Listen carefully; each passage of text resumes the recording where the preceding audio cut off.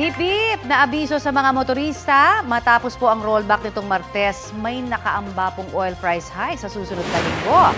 Ayon sa Department of Energy, batay sa 4-day trading, posibleng tumaas ng 20 centavos hanggang 45 centavos ang presyo ng gasolina.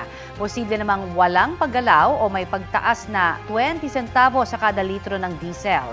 45 centavos hanggang 55 centavos kada kilo naman para sa kerosene. Pwede pa yang magbago ngayong Biyernes na huling araw po ng trading ngayong linggo. Kabilang daw sa rason ng taas presyo ang pagtindi ng geopolitical tensions at biglang pagtigil ng produksyon ng Libya. Kapuso, para sa mga maiinit na balita, mag-subscribe sa GMA Integrated News sa YouTube. Sa mga kapuso naman abroad, subaybayan nyo kami sa GMA Pinoy TV at sa www.gmanews.tv.